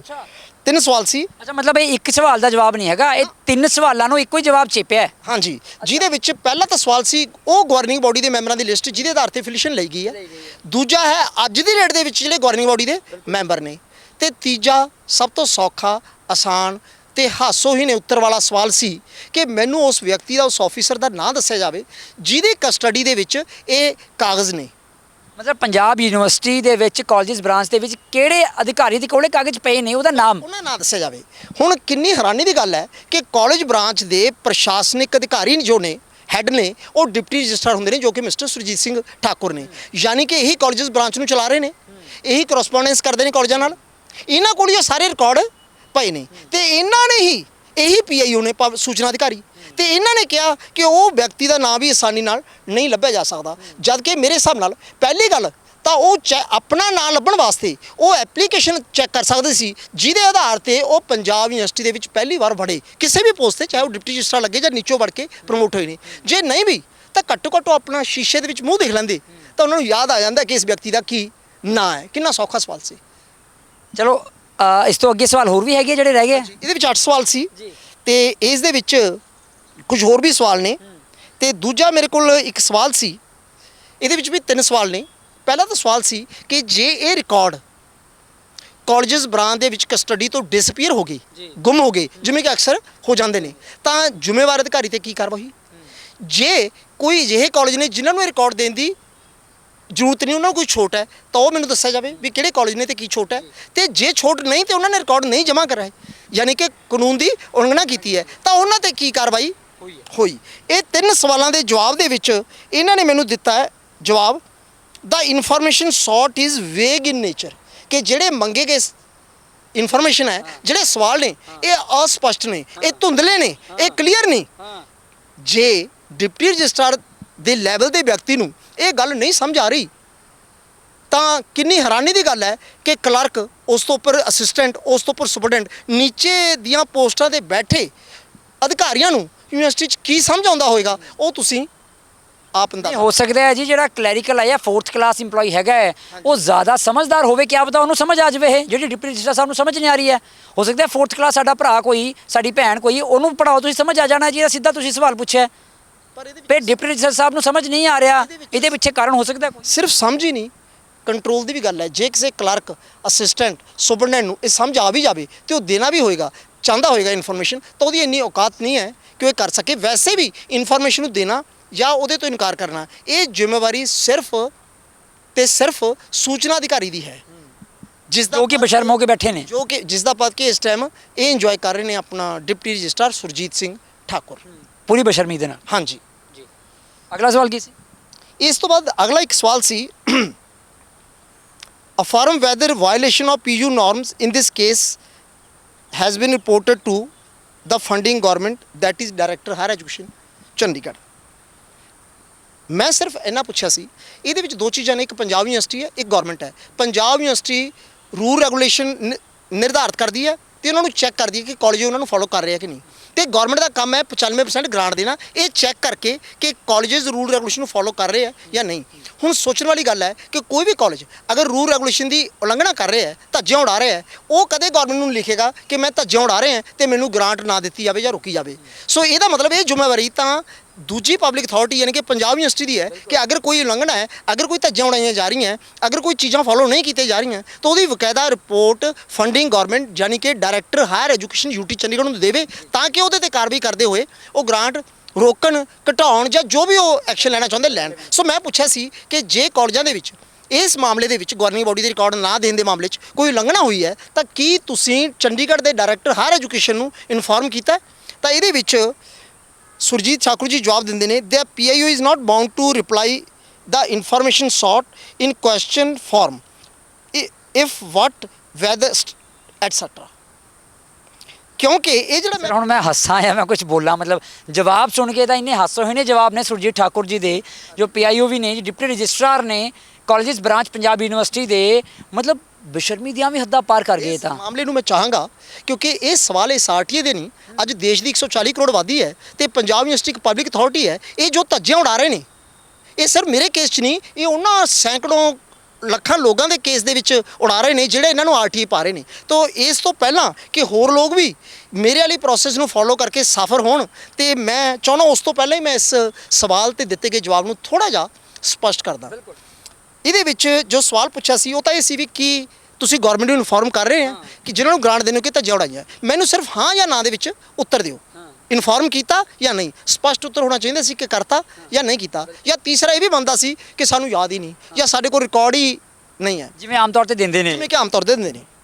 ਸਵਾਲ ਆਨਸਰ ਇਹ ਆਇਆ ਕਿ ਜਿਹੇ ਕੋਈ ਵੀ ਸਵਾਲ ਦਾ ਉੱਤਰ ਦੇਣ ਦੀ ਲੋੜ ਨਹੀਂ ਜਿਹਦੇ ਵਿੱਚ ਵਟ ਜਿਹੜੇ ਸਟਾਰਟ ਹੁੰਦੇ ਨੇ ਵਟ ਜਾਂ ਵੈਦਰ ਦੇ ਨਾਲ। ਹੁਣ ਇਹਦੇ ਵਿੱਚ ਮੈਂ ਸਪਸ਼ਟ ਕਰ ਦੇਣਾ ਚਾਹੁੰਦਾ ਹੈ, ਉਹ ਕਹਿੰਦਾ ਕਿ ਜੇ ਵਟ ਵੈਦਰ, ਐਕਚੁਅਲੀ ਪਹਿਲਾਂ ਵੀ ਇਸ ਤਰ੍ਹਾਂ ਦਾ ਜਵਾਬ ਆਇਆ ਕਿ ਹਾਊ, ਵਾਈ, ਵਟ, ਵੈਦਰ, ਜਿਹਦੇ ਵਿੱਚ ਇਹ ਲੱਗੇ ਨੇ ਕੁਐਸਚਨ ਵਾਲੇ ਸ਼ਬਦ, ਉਹਨਾਂ ਦਾ ਉੱਤਰ ਦੇਣ ਦੀ ਲੋੜ ਨਹੀਂ। ਮੈਂ ਇੱਥੇ ਸਪਸ਼ਟ ਕਰ ਦੇਣਾ ਚਾਹੁੰਦਾ ਹੈ ਕਿ ਇੱਕੋ ਹੀ ਇਹ ਸ਼ਬਦ ਲਾਉਣ ਨਾਲ ਇਨਫੋਰਮੇਸ਼ਨ ਡਿਸਕਲੋਜ਼ੇਬਲ ਜਾਂ ਐਗਜ਼ੈਂਪਟਡ ਨਹੀਂ ਬਣ ਜਾਂਦੀ। ਜਿਵੇਂ ਫਾਰ ਐਗਜ਼ਾਮਪਲ ਮੈਂ ਤੁਹਾਨੂੰ ਦੱਸਦਾ ਕਿ ਕੋਈ ਵਿਅਕਤੀ ਆਰਟੀ 'ਚ ਪੁੱਛਦਾ ਹੈ ਕਿ ਹਿਸਟਰੀ ਦੇ ਵਿੱਚ ਵਿਦਿਆਰਥੀਆਂ ਦੀ ਅਟਰੈਕਸ਼ਨ ਕੈਮਿਸਟਰੀ ਨਾਲੋਂ ਜ਼ਿਆਦਾ ਹੈ, ਹਿਸਟਰੀ ਨੂੰ ਕੈਮਿਸਟਰੀ ਨਾਲੋਂ ਜ਼ਿਆਦਾ ਬੱਚੇ ਐਡਮਿਸ਼ਨ ਉਸ ਕੋਰਸ 'ਚ ਕਿਉਂ ਲੈਂਦੇ ਨੇ, ਤਾਂ ਚਾਹੇ ਅਸੀਂ ਹਿਸਟਰੀ ਦੇ ਚੇਅਰਮੈਨ ਨੂੰ ਆਰਟੀ ਪਾਈਏ ਚਾਹੇ ਕੈਮਿਸਟਰੀ ਦੇ ਨੂੰ, ਉਹਨਾਂ ਦੀ ਡਿਊਟੀ ਨਹੀਂ ਹੈ ਕਿ ਉਹ ਇਸ ਚੀਜ਼ ਦਾ ਕਾਰਨ ਲੱਭ ਕੇ ਦੇਣ, ਹੈ ਨਾ। ਸੋ Y attraction for history is more than chemistry, ਇੱਥੇ ਵਾਈ ਦਾ ਆਨਸਰ ਦੇਣ ਦੀ ਲੋੜ ਨਹੀਂ ਹੈ। ਕੁਛ ਸ਼ਬਦ ਸੈਂਟੈਂਸ ਇਸ ਤਰੀਕੇ ਨਾਲ ਵਾਈ ਨਾਲ ਸਟਾਰਟ ਹੋਣਗੇ ਜਿੱਥੇ ਇਨਫੋਰਮੇਸ਼ਨ ਡਿਸਕਲੋਜ਼ੇਬਲ ਹੈ, ਸ਼ਬਦ ਸਟਰਕਚਰ ਸੈਂਟੈਂਸ ਦੀ ਜੋ ਮਰਜ਼ੀ ਹੋਵੇ ਇਨਫੋਰਮੇਸ਼ਨ ਦੇਣੀ ਹੈ। ਜਿਵੇਂ ਮੈਂ ਪੁੱਛਿਆ ਸੀ ਕਿ ਅੱਜ ਤੋਂ 2 ਸਾਲ ਪਹਿਲਾਂ ਜਦੋਂ ਕਰੋਨਾ ਦੇ ਕਾਰਨ ਐਂਟਰੈਂਸ ਟੈਸਟ ਹੋਣੇ ਸੀ, ਪੰਜਾਬ ਯੂਨੀਵਰਸਿਟੀ ਨੇ ਐਡਵਰਟਾਈਜ਼ਮੈਂਟ ਦਿੱਤੀ, ਵਿਦਿਆਰਥੀਆਂ ਤੋਂ 40 ਕਰੋੜ ਰੁਪਏ ਐਂਟਰੈਂਸ ਟੈਸਟਾਂ ਦੇ ਆਧਾਰ ਤੇ ਇਕੱਠੇ ਕੀਤੇ। ਐਂਟਰੈਂਸ ਟੈਸਟ ਨਾ ਹੋਏ ਤੇ ਨਾ ਹੋਣੇ ਸੀ ਤੇ ਨਾ ਹੋ ਸਕਦੇ ਸੀ ਕਿਉਂਕਿ ਕਰੋਨਾ ਪੈਂਡੈਮਿਕ ਦੇ ਕਾਰਨ ਮੂਵਮੈਂਟ ਰੋਕੀ ਹੋਈ ਸੀ ਤੇ ਯੂਨੀਵਰਸਿਟੀ ਦੇ ਵਿੱਚ ਛੁੱਟੀਆਂ ਸੀ। ਸੋ ਟੈਸਟ ਹੋਏ ਨਹੀਂ ਤੇ ਪੈਸੇ ਰਿਫੰਡ ਨਹੀਂ ਹੋਏ। ਤਾਂ ਮੈਂ ਤੇ ਇਸ ਤਰੀਕੇ ਦੇ ਨਾਲ ਯੂਨੀਵਰਸਿਟੀ ਵਿਦਿਆਰਥੀਆਂ ਦਾ 40 ਕਰੋੜ ਰੁਪਇਆ ਕਰੋਨਾ ਦੇ ਨਾਂ ਤੇ ਖਾ ਗਈ। ਹੁਣ ਮੇਰਾ ਸਿੰਪਲ ਜਿਹਾ ਸਵਾਲ ਸੀ ਕਿ Y that when you have taken the money from the students and have not conducted the tests, then why the money has not been refunded? Or you can say कि why you have not conducted the tests when you have taken the money from the students? ਜਦੋਂ ਵਿਦਿਆਰਥੀਆਂ ਤੋਂ ਪੈਸੇ ਲਏ ਨੇ ਤਾਂ test conduct ਕਿਉਂ ਨਹੀਂ ਹੋਈ? ਇੱਥੇ ਵੀ ਸਵਾਲ ਵਾਈ ਨਾਲ ਹੀ ਸਟਾਰਟ ਹੁੰਦਾ ਸੀ, ਪਰ ਕਿਉਂਕਿ ਇੱਕ ਤਾਂ ਕਰੋੜਾਂ ਰੁਪਏ ਦਾ ਘਪਲਾ ਸੀ, ਫਸਦੇ ਸੀ, ਤੇ ਦੂਜਾ ਇਹਦੇ ਵਿੱਚ ਆਨਸਰ ਦੇਣ ਦੇ ਵਿੱਚ ਕੋਈ ਰਿਸਕ ਵੀ ਨਹੀਂ ਸੀ, ਸਭ ਨੂੰ ਪਤਾ ਸੀ ਕਿ ਕਰੋਨਾ। ਸੋ ਸਪਸ਼ਟ ਆਨਸਰ ਆਇਆ ਕਿ ਕਿਉਂਕਿ ਕਰੋਨਾ ਚੱਲ ਰਿਹਾ, ਯੂਨੀਵਰਸਿਟੀ ਦਾ ਸਟਾਫ ਛੁੱਟੀਆਂ ਤੇ ਹੈ, ਹਿਊਮਨ ਮੂਵਮੈਂਟ ਸੜਕਾਂ ਤੇ ਰੁਕੀ ਹੋਈ ਹੈ, ਟੈਸਟ ਕੰਡਕਟ ਨਹੀਂ ਕੀਤਾ ਜਾ ਸਕਦਾ, ਇਸ ਕਰਕੇ ਟੈਸਟ ਨਹੀਂ ਹੋਏ। ਸਵਾਲ ਸੀ ਫਿਰ ਪੈਸਾ ਕਿਉਂ ਨਹੀਂ ਦਿੱਤਾ ਗਿਆ? ਕਹਿੰਦੇ ਸਾਡੇ ਕੋਲ ਕੋਈ ਪ੍ਰਸ਼ਾਸਨਿਕ ਆਰਡਰ ਨਹੀਂ ਹੈ ਕਿ ਪੈਸਾ ਵਾਪਸ ਕਰੋ, ਅਸੀਂ ਨਹੀਂ ਦਿੱਤਾ। ਸੋ ਸਵਾਲ ਕਹਿਣ ਦਾ ਮਤਲਬ ਇਹ ਹੈ ਕਿ ਜਿੱਥੇ ਆਨਸਰ ਸਪਸ਼ਟ ਹੈ ਤੇ ਦੇਣ ਦੇ ਵਿੱਚ ਕੋਈ ਰਿਸਕ ਨਹੀਂ ਹੈ, ਉੱਥੇ ਤੁਸੀਂ ਵਾਈ, ਵਟ, ਵੇਅਰ, ਵੈਨ ਜੋ ਮਰਜ਼ੀ ਲਿਖੋ, ਜਵਾਬ ਆ ਜਾਊਗਾ। ਪਰ ਜਿੱਥੇ ਇਹ ਸ਼ਬਦਾਂ ਦੇ ਨਾਲ ਕਿਸੇ ਕਰਪਸ਼ਨ ਜਾਂ ਘੁਟਾਲੇ ਦਾ ਪਰਦਾਫਾਸ਼ ਹੁੰਦਾ ਹੈ ਤਾਂ ਇਹਨਾਂ ਸ਼ਬਦਾਂ ਦਾ ਇਸਤੇਮਾਲ ਕਰਕੇ ਆਨਸਰ ਰੋਕਿਆ ਜਾਂਦਾ ਹੈ। ਮਤਲਬ ਮੈਂ ਇਹ ਦੱਸਣਾ ਚਾਹੁੰਦਾ ਹਾਂ ਕਿ ਆਰਟੀ ਐਕਟ 'ਚ ਫੈਸਲੇ 'ਚ ਕਿਤੇ ਵੀ ਕਾਨੂੰਨ 'ਚ ਇਹ ਨਹੀਂ ਲਿਖਿਆ ਕਿ ਇਹ ਅੰਗਰੇਜ਼ੀ ਦੇ ਵਰਜਿਤ ਪ੍ਰੋਹਿਬਿਟਡ ਸ਼ਬਦ ਨੇ ਤੇ ਅੰਗਰੇਜ਼ੀ ਦੇ ਵਿੱਚ ਕਿਤੇ ਵੀ ਯੂਜ਼ ਹੋਣ ਦੇ ਨਾਲ ਇਨਫੋਰਮੇਸ਼ਨ ਦੇਣ ਦੀ ਜ਼ਰੂਰਤ ਨਹੀਂ। ਇਹ ਸੁਰਜੀਤ ਠਾਕੁਰ ਜੀ ਦੇ ਆਪਣਾ ਮਨਘੜੰਤ ਸਟਾਈਲ ਹੈ ਤੇ ਆਪਣਾ ਹੀ ਤਰੀਕਾ ਹੈ। ਮੇਰੇ ਖਿਆਲ 'ਚ ਪਹਿਲਾਂ ਜਿਹਨੂੰ ਵੀ ਪੀਆਈਯੂ ਬਣਾਇਆ ਜਾਂਦਾ ਹੈ ਨਾ, ਉਹਨਾਂ ਨੂੰ ਆਰਟੀਆਈ ਐਕਟ ਪੜ੍ਹਾਉਣਾ ਚਾਹੀਦਾ ਹੈ, ਸਿਖਾਉਣਾ ਚਾਹੀਦਾ, ਦੱਸਣਾ ਚਾਹੀਦਾ ਹੈ। ਵੈਸੇ ਜੇ ਨੀਅਤ ਬਦਨੀਤੀ ਹੋ ਜੇ ਫਿਰ ਤਾਂ ਕੁਝ ਕਹਿ ਨਹੀਂ ਸਕਦੇ। ਸਵਾਲ ਹੋਰ ਬਾਕੀ ਹੈਗਾ ਕੋਈ? ਜਵਾਬ ਦੇਣਾ ਜਿਹੜਾ ਤੁਸੀਂ ਕਹਿੰਦੇ ਪੜਾਉਣਾ ਚਾਹੀਦਾ, ਦੱਸਣਾ ਚਾਹੀਦਾ ਹੈ। ਅਸਲ ਦੇ ਵਿੱਚ ਇਹ ਹੈ ਕਿ ਅੱਜ ਦੀ ਡੇਟ ਦੇ ਵਿੱਚ ਮੇਰੇ ਹਿਸਾਬ ਨਾਲ ਪੰਜਾਬ ਯੂਨੀਵਰਸਿਟੀ ਦੀਆਂ ਨਿਯੁਕਤੀਆਂ ਦੇ ਵਿੱਚ ਇੰਨੀ ਖੇਰਾਫੇਰੀ, ਇੰਨੇ ਕੁ ਘਪਲੇ ਘੁਟਾਲੇ ਹੁੰਦੇ ਨੇ ਕਿ ਜੇ ਕਿਸੇ ਬੰਦੇ ਨੂੰ ਇਹ ਚੀਜ਼ ਆਂਦੀ ਹੋਏਗੀ ਉਹ ਉਹਨੂੰ ਨਹੀਂ ਰੱਖਣਗੇ ਤੇ ਜਿਹਨੂੰ ਰੱਖਿਆ ਉਹਨੂੰ ਸਿਖਾਉਣ ਦੀ ਕੀ ਲੋੜ ਹੈ? ਸਮਾਜ ਦੇ ਵਿੱਚ ਕਾਬਲ ਪੜ੍ਹੇ ਲਿਖੇ ਬੰਦਿਆਂ ਦੀ ਕੋਈ ਕਮੀ ਨਹੀਂ ਹੈ ਜਿਹੜੇ ਯੂਨੀਵਰਸਿਟੀ ਨੂੰ ਅਪਲਾਈ ਕਰਦੇ ਨੇ। ਉਹਨਾਂ ਨੂੰ ਬਜਾਏ ਕਿ ਇੱਕ ਅਨਨੌਲੇਜੇਬਲ ਜਾਂ ਬਿਨਾਂ ਜਾਣਕਾਰੀ ਵਾਲੇ ਬੰਦੇ ਨੂੰ ਰੱਖ ਕੇ ਉਹਨੂੰ ਟ੍ਰੇਨਿੰਗ ਦਿੱਤੀ ਜਾਵੇ, ਟ੍ਰੇਨਡ ਬੰਦੇ ਹੀ ਬਹੁਤ ਹੈ, ਉਹਨਾਂ ਨੂੰ ਕਿਉਂ ਨਾ ਰੱਖ ਲਿਆ ਜਾਵੇ? ਪਰ ਰੱਖਣੇ ਤਾਂ ਚਹੇਤੇ ਨੇ ਨਾ, ਰੱਖਣੇ ਤਾਂ ਗਰਵੀ ਸ਼ਰਮਾ ਵਰਗੇ ਨੇ ਨਾ, ਜਿਨ੍ਹਾਂ ਨੂੰ ਜੋ ਐਲੀਜੀਬਲ ਵੀ ਨਹੀਂ ਹੈਗੇ। ਸਵਾਲ ਕੋਈ ਹੋਰ ਬਾਕੀ ਹੈਗਾ ਆਰਟੀਆਈ ਦੇ ਵਿੱਚ? ਇੱਕ ਲਾਸਟ ਸਵਾਲ ਸੀ, ਉਹ ਸੀ ਕਿ ਜੋ ਵੀ ਮੰਗੀ ਗਈ ਜਾਣਕਾਰੀ ਹੈ ਇਹ ਗਵਰਨਿੰਗ ਬਾਡੀ ਦੇ ਮੈਂਬਰ ਜਾਂ ਰੈਗੂਲੇਸ਼ਨ, ਕੀ ਇਹਨਾਂ ਦੇ ਵਿੱਚ ਕੋਈ ਵੀ ਜਾਣਕਾਰੀ ਤੁਸੀਂ ਪੰਜਾਬ ਯੂਨੀਵਰਸਿਟੀ ਦੀ ਵੈਬਸਾਈਟ ਤੇ ਪਾ ਕੇ ਸੂਓ ਮੋਟੋ ਯਾਨੀ ਕਿ ਆਪਣੇ ਆਪ ਲੋਕਾਂ ਦੇ ਅੱਗੇ ਰੱਖੀ ਹੈ? ਆਨਸਰ ਹੋਣਾ ਚਾਹੀਦਾ ਸੀ ਕਿ ਨਹੀਂ, ਅਸੀਂ ਇਹ ਜਾਣਕਾਰੀ ਜਾਂ ਕੋਈ ਵੀ ਜਾਣਕਾਰੀ ਵੈਬਸਾਈਟ ਤੇ ਅਜਿਹੀ ਜਾਣਕਾਰੀ ਨਹੀਂ ਪਾਉਂਦੀ ਜਿਹਦੇ ਨਾਲ ਕਰਪਸ਼ਨ ਲੱਗੀ ਹੋਵੇ, ਜਾਂ ਪਾਈ ਹੈ। ਤਾਂ ਆਨਸਰ ਆ ਰਿਹਾ ਹੈ ਪੀਆਈਯੂ ਦਾ ਨਾਟ ਅਵੇਲੇਬਲ। ਵੈਬਸਾਈਟ ਤੁਹਾਡੀ ਹੈ, ਇਨਫੋਰਮੇਸ਼ਨ ਤੁਸੀਂ ਪਾਉਣੀ ਹੈ, ਪਾਈ ਹੈ ਜਾਂ ਨਹੀਂ ਪਾਈ ਹੈ ਤੁਹਾਨੂੰ ਪਤਾ ਹੈ। ਨਾਟ ਅਵੇਲੇਬਲ ਦਾ ਕੀ ਮਤਲਬ? ਇਹਦਾ ਮਤਲਬ ਹੈ ਕਿ ਇਹਨਾਂ ਨੂੰ ਸਵਾਲ ਸਮਝ ਆਉਣ ਦੇ ਬਾਵਜੂਦ ਵੀ ਇਹਨਾਂ ਦੀ ਨੀਅਤ ਨੇ ਇਹਨਾਂ ਨੂੰ ਅਲਾਉ ਨਹੀਂ ਕੀਤਾ ਵੀ ਸੱਚ ਬੋਲ। ਇਹਨਾਂ ਨੂੰ ਇਹ ਬੋਲਿਆ ਵੀ ਭਾਈ ਸਾਹਿਬ ਫਸੇਗਾ ਤੇ ਐ ਨਾ ਹੋਵੇ ਕੋਈ ਹੋਰ ਤੇਰੇ ਕੋਈ ਕਾਰਨਾਮੇ ਬੇਨਕਾਬ ਹੋ ਜਾਣ, ਤੂੰ ਭੰਬਲ ਭੂਸੇ 'ਚ ਪਾ ਦੇ। ਹਾਂ, ਕਿ ਇਨਫੋਰਮੇਸ਼ਨ ਦੇ ਕੇ ਤੇ ਘਪਲੇ ਘੁਟਾਲਿਆਂ ਦਾ ਪਰਦਾਫਾਸ਼ ਹੋਣ ਦੀ ਬਜਾਏ ਹੈ ਕਿ ਜਾਣਕਾਰੀ ਨਾ ਦਿਓ, ਜਿੰਨਾ ਕੁ ਜਲੂਸ ਨਿਕਲਣਾ ਨਾ ਦੇ ਨਾਲ ਨਿਕਲ ਜਾਏਗਾ। ਘੱਟੋ ਘੱਟ ਘਪਲੇ ਘੁਟਾਲੇ ਤਾਂ ਬਾਹਰ ਨਹੀਂ ਆਉਣਗੇ। ਚਲੋ ਖੈਰ ਅੱਗੇ ਵਧਾਂਗੇ, ਲੇਕਿਨ ਸਰ ਅਸੀਂ ਵੀ ਇੱਕ ਵਾਰ ਗੱਲ ਕਰੀਏ ਤਾਂ ਇਹ ਸੀ ਸਿੰਗਲਾ ਸਾਹਿਬ ਦੀ ਆਰਟੀਆਈ ਦੇ ਉੱਤੇ ਆਏ ਬੇਤੁਕੇ ਜਵਾਬ ਕਿਸ ਵੱਲੋਂ? ਸੁਰਜੀਤ ਸਿੰਘ ਠਾਕੁਰ ਪੀਆਈਓ ਤੇ deputy registrar colleges branch Punjab university Chandigarh. ਖੈਰ ਅਸੀਂ ਸੋਚਿਆ ਹੋ ਸਕਦਾ ਹੈ ਵੀ ਸਿੰਗਲਾ ਸਾਹਿਬ ਦੇ ਨਾਲ ਕੋਈ ਨਾਰਾਜ਼ਗੀ ਹੋਵੇ, ਇਸ ਕਰਕੇ ਉਹਨਾਂ ਨੂੰ ਜਵਾਬ ਬੇਤੁਕੇ ਦਿੱਤੇ ਗਏ ਨੇ, ਵਾਹੀਆਤ ਜਵਾਬ ਦਿੱਤੇ ਗਏ ਨੇ ਆਰਟੀਆਈ ਦੇ ਵਿੱਚ। ਅਸੀਂ ਪੁੱਛ ਲੈਂਦੇ ਹਾਂ ਤੇ ਅਸੀਂ ਫੋਨ ਕੀਤਾ ਡਿਪਟੀ ਰਜਿਸਟਰਾਰ ਸੁਰਜੀਤ ਸਿੰਘ ਠਾਕੁਰ ਜੀ ਨੂੰ, ਜੋ ਕਿ ਕਾਲਜਿਸ ਬ੍ਰਾਂਚ ਦੇ ਵਿੱਚ ਡਿਪਟੀ ਰਜਿਸਟਰਾਰ ਦੇ ਅਹੁਦੇ ਤੇ ਬੈਠੇ ਨੇ ਤੇ ਪੀਆਈਓ ਵੀ ਨੇ। ਉਹਨਾਂ ਨੇ ਕੀ ਕੁਝ ਕਿਹਾ ਹੈ, ਇੱਕ ਵਾਰ ਤੁਸੀਂ ਸਾਰੀ ਗੱਲਬਾਤ ਜ਼रूर सुनो, फिर आगे बढ़ाएंगे। हाँ जी सुरजीत ठाकुर जी।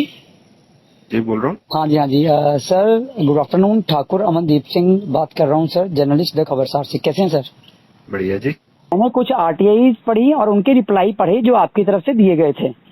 ओके। हाँ जी, तो मेरे आपके ब्रांच को लेकर कुछ सवाल थे जो मैं आपसे पूछना चाहता हूँ।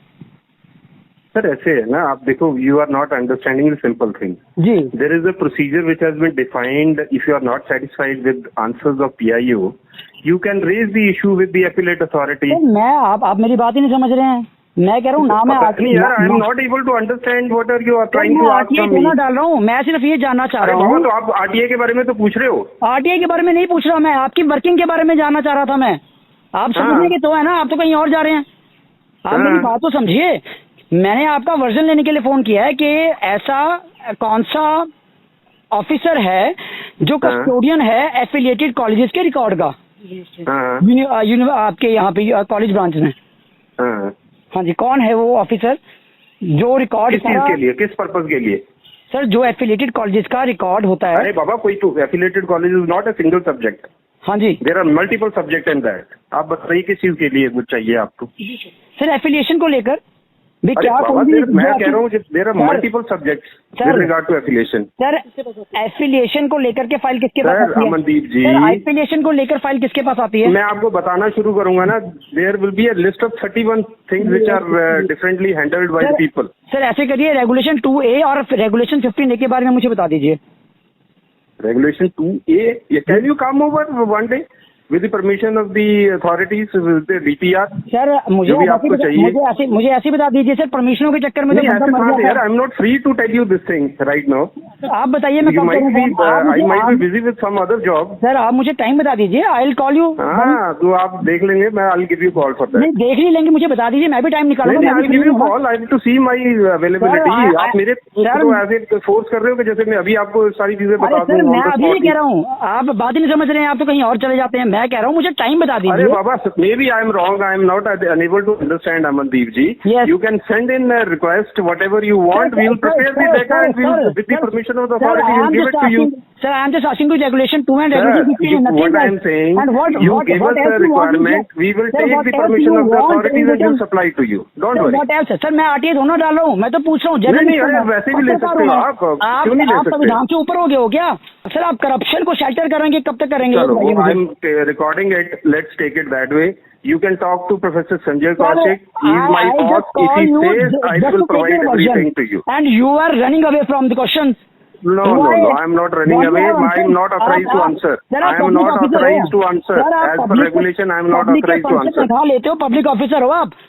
अरे बाबा, I am not authorized to answer। हमारी रेगुलेशन पढ़ लेना आप। हाँ मैं वही कह रहा हूँ, रेगुलेशन क्या कहती है? रेगुलेशन 2A रेगुलेशन 15 बता दीजिए मुझे क्या कहती है? अरे बाबा, जब मैं बोल रहा हूँ आप अपने प्रोफेसर संजय कौशिक जी से बात कर लीजिए, he will elaborate on this. आपने पढ़ा है रेगुलेशन 2A का? नहीं पढ़ा? नहीं, मैंने तो कुछ भी नहीं पढ़ा सर। ताइसन सुरजीत सिंह ठाकुर जी पीआईयू ਤੇ deputy registrar colleges branch Punjab university Chandigarh, ਜੋ ਪਹਿਲਾਂ ਆਰਟੀਆਈ ਦੀਆਂ ਧੱਜੀਆਂ ਉਡਾਉਂਦੇ ਨੇ ਤੇ ਫਿਰ ਸਾਡੇ ਸਵਾਲਾਂ ਤੋਂ ਵੀ ਕੋਹਾਂ ਦੂਰ ਭੱਜ ਜਾਂਦੇ ਨੇ, ਜਿਸ ਤੋਂ ਇਹ ਲੱਗਦਾ ਹੈ ਕਿ ਦਾਲ ਵਿੱਚ ਕੁਝ ਕਾਲਾ ਨਹੀਂ, ਸਗੋਂ ਇਹ ਦਾਲ ਹੀ ਕਾਲੀ ਹੈ। ਸਿੰਗਲਾ ਸਾਹਿਬ, ਕਾਰਨ ਕੀ ਹੈ? ਪੀਆਈਓ ਨੇ ਸੁਰਜੀਤ ਸਿੰਘ ਠਾकुर ਇਹ ਸਵਾਲਾਂ ਦਾ ਜਵਾਬ ਕਿਉਂ ਨਹੀਂ ਦੇਣਾ ਚਾਹ ਰਹੇ? ਕਿਉਂ ਇਹ ਸੱਚਾਈ ਨੂੰ ਛੁਪਾ ਰਹੇ ਨੇ? ਉਹ ਇਸ ਕਰਕੇ ਕਿਉਂਕਿ ਜਿਹੜੇ ਮਿਸਟਰ ਸੁਰਜੀਤ ਸਿੰਘ ਠਾਕੁਰ ਨੇ ਇਹ ਬਤੌਰ ਡਿਪਟੀ ਰਜਿਸਟਰਾਰ ਇਸ ਬ੍ਰਾਂਚ ਦੇ ਪ੍ਰਸ਼ਾਸਨਿਕ ਹੈੱਡ ਨੇ, ਇਸ ਨੂੰ ਚਲਾ ਰਹੇ ਨੇ ਤੇ ਬਤੌਰ ਸੂਚਨਾ ਅਧਿਕਾਰੀ ਇਨਫੋਰਮੇਸ਼ਨ ਦੇਣੀ ਹੈ। ਕਿਉਂਕਿ ਜੇ ਕਾਲਜਸ ਇਹ ਰਿਕਾਰਡ ਯੂਨੀਵਰਸਿਟੀ ਨੂੰ ਨਹੀਂ ਜਮ੍ਹਾਂ ਕਰਾਉਂਦੇ ਜਾਂ ਉਹਦੇ ਵਿੱਚ ਕੋਈ ਕਮੀਆਂ ਪੇਸ਼ੀਆਂ ਜਾਂ ਹੇਰਾਫੇਰੀ ਹੈ ਤਾਂ ਉਹ ਸਾਰੀ ਇਹਨਾਂ ਨੇ ਇਨਸ਼ੋਰ ਕਰਨੀ ਹੁੰਦੀ ਹੈ ਕਿ ਉਹ ਰੂਲ ਦੇ ਮੁਤਾਬਕ ਹੋਵੇ। ਕਿਉਂਕਿ ਇਹਨਾਂ ਦੀ ਕਾਰਗੁਜ਼ਾਰੀ ਦੇ ਵਿੱਚ ਕਿਤੇ ਨਾ ਕਿਤੇ ਦੋਸ਼ ਹੈ ਤੇ ਉਹ ਇਹਨਾਂ ਦੇ ਦੋਸ਼ ਸਾਹਮਣੇ ਆਏਗਾ। ਇਸ ਕਰਕੇ ਬਤੌਰ PIO ਸੂਚਨਾ ਛੁਪਾ ਰਹੇ ਨੇ। ਔਰ ਦੂਸਰੀ ਗੱਲ ਇਹ ਵੀ ਹੈ ਕਿ ਇਹਨਾਂ ਤੋਂ ਉੱਪਰ ਪੋਸਟ ਹੈ ਇੱਕ ਡੀਨ ਕਾਲਜ ਡਿਵੈਲਪਮੈਂਟ ਕੌਂਸਲ, ਜਿਹੜੀ ਕਿ ਸਿਲੈਕਸ਼ਨ ਦੀ ਪੋਸਟ ਹੈ, ਜਿਹੜੀ ਕਿ ਐਡਵਰਟਾਈਜ਼ਮੈਂਟ ਦੇ ਕੇ ਦੇਸ਼ ਦੇ ਕਾਬਲ ਲੋਕਾਂ ਦੀ ਨਿਯੁਕਤੀ ਜਿਸ ਪੋਸਟ ਤੇ ਹੋਣੀ ਹੁੰਦੀ ਹੈ ਇਹਨਾਂ ਨੇ 5-7 ਸਾਲਾਂ ਤੋਂ ਉਹ ਖਾਲੀ ਰੱਖੀ ਹੈ ਤੇ ਉਹਦੇ ਵਿੱਚ ਕਿਸੇ ਨਾ ਕਿਸੇ ਟੀਚਰ ਨੂੰ ਐਡੀਸ਼ਨਲ ਚਾਰਜ ਦਿੱਤਾ ਜਾਂਦਾ ਹੈ, ਜਿਨ੍ਹਾਂ ਦੀ ਬੜੀ ਥੋੜੀ ਜਿਹੀ ਜ਼ਿੰਮੇਵਾਰੀ ਹੁੰਦੀ ਹੈ। ਸੋ ਪਰਮਾਨੈਂਟ ਤੌਰ ਤੇ, ਸਥਾਈ ਤੌਰ ਤੇ ਇਹਨਾਂ ਸਾਰੇ ਕਾਗਜ਼ਾਂ ਨੂੰ ਡਿਪਟੀ ਰਜਿਸਟਰਾਰ ਕਾਲਜਸ ਬ੍ਰਾਂਚ ਹੀ ਹੈਂਡਲ ਕਰਦੇ ਨੇ ਤੇ ਉਹਨਾਂ ਦੇ ਕਸਟਡੀ 'ਚ ਨੇ। ਤਾਂ ਕੁੱਲ ਮਿਲਾ ਕੇ ਜ਼ਿੰਮੇਵਾਰੀ ਕਿਉਂਕਿ ਇਹਨਾਂ ਦੀ ਆ ਜਾਂਦੀ ਹੈ, ਇਸੇ ਕਰਕੇ ਇਹਨਾਂ ਨੂੰ ਇਹ ਸੂਚਨਾ ਛੁਪਾਉਣੀ ਪਈ। ਹਾਲਾਂਕਿ ਇਸ ਤੋਂ ਬਾਅਦ ਅਸੀਂ ਡੀਸੀ ਜਿਹੜੇ ਨੇ ਉਹਨਾਂ ਦੇ ਨਾਲ ਵੀ ਗੱਲਬਾਤ ਕੀਤੀ ਹੈ, ਸੰਜੇ ਕੌਸ਼ਿਕ ਜੀ। ਉਸ ਤੋਂ ਬਾਅਦ ਅਸੀਂ ਗੱਲ ਕੀਤੀ YP ਵਰਮਾ ਜੀ ਜੋ ਰਜਿਸਟਰਾਰ ਨੇ। ਰਜਿਸਟਰਾਰ ਸਾਹਿਬ ਨੇ फ़ोन नहीं ਚੱਕੇ, ਪਹਿਲਾਂ ਫਿਰ फ़ोन ਚੱਕਿਆ ਸਾਡਾ, ਫਿਰ ਕਹਿੰਦੇ ਮੈਂ ਹਾਲੇ ਮੀਟਿੰਗ 'ਚ ਹੈ, ਫਿਰ ਗੱਲ ਕਰਾਂਗੇ। ਮੈਂ ਸਮਾਂ ਲਿਆ, ਅਗਲੇ ਦਿਨ ਦਾ ਸਮਾਂ ਦਿੱਤਾ ਜਦੋਂ ਮੈਂ ਗੱਲ ਕੀਤੀ ਸੀ। ਅਗਲੇ ਦਿਨ ਮੈਂ फ़ोन ਕੀਤੇ, ਇੱਕ ਨਹੀਂ ਕੀਤਾ ਕਈ ਕੀਤੇ, ਮੁੜ ਕੇ ਉਹਨਾਂ ਨੇ ਵੀ फ़ोन ਨਹੀਂ ਚੱਕਿਆ, ਯਾਨੀ ਕਿ YP ਵਰਮਾ ਜੀ ਨੇ ਵੀ फ़ोन ਨਹੀਂ ਚੱਕਿਆ। ਰਜਿਸਟਰਾਰ ਸਾਹਿਬ ਨੇ ਨਾ ਤਾਂ ਜਵਾਬ ਦੇ ਰਹੇ ਨੇ, ਭੱਜ ਗਏ ਸੁਰਜੀਤ ਸਿੰਘ ਠਾਕੁਰ, ਨਾ ਤਾਂ ਸੁਰਜੀਤ ਸਿੰਘ ਠਾਕੁਰ ਜਵਾਬ ਦੇ ਰਹੇ ਨੇ, ਨਾ ਸੰਜੇ ਕੌਸ਼ਿਕ ਜੀ ਨੇ फ़ोन ਚੁੱਕਿਆ ਹੈ ਤੇ ਨਾ ਰਜਿਸਟਰਾਰ ਸਾਹਿਬ ਨੇ ਕਹਿ ਕੇ ਵੀ ਜਵਾਬ ਦਿੱਤਾ, ਕਹਿ ਕੇ ਵੀ फ़ोन ਨਹੀਂ ਚੱਕਿਆ ਉਹਨਾਂ ਨੇ। ਪਰ ਇਸ ਦਾ ਹੱਲ ਕੀ ਹੈ, ਬਣੇਗਾ ਕੀ ਇਸ ਦਾ? ਇਹਦਾ ਦੇਖੋ ਕਾਨੂੰਨੀ ਇਲਾਜ ਤਾਂ ਸਿਰਫ ਇਹ ਹੈ ਕਿ ਜੋ ਜਵਾਬ ਦਿੱਤੇ ਨੇ ਉਹਦੇ ਖਿਲਾਫ RTI ਕਾਨੂੰਨ ਦੇ ਮੁਤਾਬਕ ਅਸੀਂ ਫਸਟ ਅਪੀਲ ਪਾ ਸਕਦੇ ਹਾਂ। ਪਾਉਂਗੇ? ਹਾਂ, ਉਹ ਫਸਟ ਅਪੀਲ ਮੈਂ ਪਾਤੀ ਹੈ ਤੇ ਉਹਦੀ ਸੁਣਵਾਈ 21 ਜੁਲਾਈ ਨੂੰ ਹੋਣੀ ਹੈ। ਰਜਿਸਟਰਾਰ ਕੋਲ ਰਜਿਸਟਰਾਰ ਆਪਣਾ ਐਪੀਲੇਟ ਅਥਾਰਟੀ ਨੇ ਪੰਜਾਬ ਯੂਨੀਵਰਸਿਟੀ ਦੀ, YP ਵਰਮਾ ਜੀ। YP ਵਰਮਾ ਜੀ। ਸਿਰ ਪਰ YP ਵਰਮਾ ਜੀ ਨੇ ਤਾਂ फ़ोन ਹੀ ਨਹੀਂ ਚੱਕਿਆ, ਰਜਿਸਟਰਾਰ ਸਾਹਿਬ ਨੇ ਕਹਿ ਕੇ फ़ोन ਨਹੀਂ ਚੱਕਿਆ, ਕੀ ਉਹ ਇਨਸਾਫ ਕਰਨਗੇ? ਹਾਂ, ਇਸੇ ਤੋਂ ਇਹ ਲੱਗਦਾ ਹੈ ਕਿ ਉਹਨਾਂ ਕੋਲ ਫਸਟ ਅਪੀਲ ਦੀ ਸੁਣਵਾਈ ਹੋਣੀ ਹੈ 21 ਜੁਲਾਈ ਨੂੰ ਤੇ ਜਾਂ ਤਾਂ ਉਹ PIO ਦੁਆਰਾ ਦਿੱਤੇ ਹੋਏ ਜਵਾਬਾਂ ਤੇ ਮੋਹਰ ਲਾ ਦੇਣਗੇ ਕਿ ਜੋ ਕੁਝ ਕਿਹਾ ਉਹ ਠੀਕ ਹੈ, ਜਿਵੇਂ ਕਿ ਉਹ ਅਕਸਰ ਪਿਛਲੇ ਸਾਰੇ ਹੀ ਫੈਸਲਿਆਂ ਦੇ ਵਿੱਚ ਕਰਦੇ ਆ ਰਹੇ ਨੇ, ਜਾਂ ਉਹ ਕਾਰਵਾਈ ਵੀ ਕਰ ਸਕਦੇ ਨੇ। ਪਰ ਉਮੀਦ ਇਹ ਹੈ ਕਿ ਉਹ ਪਿਛਲੇ ਆਪਣੇ ਸਾਰੇ ਫੈਸਲਿਆਂ ਦੇ ਮੁਤਾਬਕ ਇਹਨਾਂ ਦੀ ਕਾਰਗੁਜ਼ਾਰੀ ਤੇ ਹੀ ਮੋਹਰ ਲਾਉਣਗੇ। ਉਹ ਇਸ ਕਰਕੇ ਵੀ ਕਿਉਂਕਿ ਜਦ ਤੱਕ ਰਜਿਸਟਰਾਰ ਦੀ ਪੋਸਟ ਤੇ ਸਿਲੈਕਸ਼ਨ ਦੇ ਰਾਹੀਂ ਕੋਈ ਕੈਂਡੀਡੇਟ ਨਹੀਂ ਭਰਿਆ ਜਾਂਦਾ ਤਦ ਤੱਕ ਓਬਲਾਈਜ਼ ਕੀਤੇ ਗਏ ਚਹੇਤੇ ਟੀਚਰ ਜੋ ਰਜਿਸਟਰਾਰ ਦਾ ਕੰਮ ਕਰ ਰਹੇ ਨੇ ਉਹ ਜੇ ਜ਼ਿਆਦਾ ਨਹੀਂ ਤਾਂ ਘੱਟੋ ਘੱਟ RTI ਦੇ ਤਹਿਤ ਆਪਣੇ ਫੈਸਲਿਆਂ ਦੇ ਵਿੱਚ ਕਾਨੂੰਨ ਦੀਆਂ ਉਵੇਂ ਹੀ ਧੱਜੀਆਂ ਉਡਾਉਂਦੇ ਰਹਿਣਗੇ ਜਿਵੇਂ ਕਿ ਯੂਨੀਵਰਸਿਟੀ ਦੇ ਸੂਚਨਾ ਅਧਿਕਾਰੀ ਉਡਾ ਰਹੇ ਨੇ। ਸਰ ਫਿਰ ਇਸ ਦਾ ਅੰਤ ਕੀ ਹੋਣਾ ਹੈ? ਇਸ ਮਾਮਲੇ ਦਾ ਕੋਈ ਅੰਤ ਦੇਖਦੇ ਹੋ ਤੁਸੀਂ? ਵੈਸੇ ਤਾਂ ਅਸੀਂ ਕਾਨੂੰਨ ਦੇ ਮੁਤਾਬਕ ਇਹਦੀ ਸੈਕੰਡ ਅਪੀਲ ਵੀ ਪਾਵਾਂਗੇ ਸੈਕੰਡ ਇਨਫੋਰਮੇਸ਼ਨ ਕਮਿਸ਼ਨ ਕੋਲ, ਪਰ ਅੰਤ ਤਾਂ ਭ੍ਰਸ਼ਟਾਚਾਰੀਆਂ ਦਾ ਮਾੜਾ ਹੀ ਹੁੰਦਾ, ਸਿਰਫ ਦੇਰ ਲੱਗਦੀ ਹੈ, ਤਦ ਤੱਕ ਉਡੀਕ ਕਰਨੀ ਪਏਗੀ। ਬਿਲਕੁਲ, ਚਲਣਾ ਗੱਲਬਾਤ ਕਰਨ ਲਈ ਬਹੁਤ ਬਹੁਤ ਧੰਨਵਾਦ। ਤਾਂ ਐਸਨ ਡਾਕਟਰ RK ਸਿੰਗਲਾ ਜੀ, ਇਹ ਤਾਂ ਮੈਂ ਸ਼ੁਰੂਆਤ ਹੈ ਕਿਵੇਂ ਸੁਰਜੀਤ ਸਿੰਘ ਠਾਕੁਰ ਵੱਲੋਂ RTI ਦੀਆਂ ਧੱਜੀਆਂ ਉਡਾਈਆਂ ਗਈਆਂ ਨੇ। ਇਸ ਤੋਂ ਬਾਅਦ ਅਸੀਂ ਹੋਰ ਰਿਪੋਰਟਸ ਲੈ ਕੇ ਆਵਾਂਗੇ ਇਸੇ ਮਾਮਲੇ ਤੇ, ਕਿਵੇਂ ਪੰਜਾਬ ਯੂਨੀਵਰਸਿਟੀ ਦੇ ਵਿੱਚ ਬੈਠੇ ਵੱਖ-ਵੱਖ PIO RTI ਦੀਆਂ ਧੱਜੀਆਂ ਉਡਾ ਰਹੇ ਨੇ ਤੇ ਇਹ ਸਿਲਸਿਲਾ ਉਦੋਂ ਤੱਕ ਬਦਸਤੂਰ ਜਾਰੀ ਰਹੇਗਾ ਜਦੋਂ ਤੱਕ ਪੰਜਾਬ ਯੂਨੀਵਰਸਿਟੀ ਦੇ ਵਿੱਚ ਬੈਠੇ ਸਾਰੇ ਭ੍ਰਿਸ਼ਟਾਚਾਰੀਆਂ ਨੂੰ, ਚਾਹੇ ਉਹ ਹੇਠਲੇ ਪੱਧਰ ਤੇ ਹੋਵੇ ਚਾਹੇ ਉੱਚ ਅਧਿਕਾਰੀ ਹੋਵੇ, ਉਹਨਾਂ ਨੂੰ ਅਸੀਂ ਜਨਤਾ ਦੀ ਕਚਹਿਰੀ ਦੇ ਵਿੱਚ ਬੇਨਕਾਬ ਨਹੀਂ ਕਰਦੇ, ਨੰਗਾ ਨਹੀਂ ਕਰਦੇ। ਕੈਮਰਾ ਪਰਸਨ ਮਨੋਜ ਦੇ ਨਾਲ ਠਾਕੁਰ, ਅਮਨਦੀਪ ਸਿੰਘ ਦੇ ਖਬਰਸਾਰ, ਚੰਡੀਗੜ੍ਹ।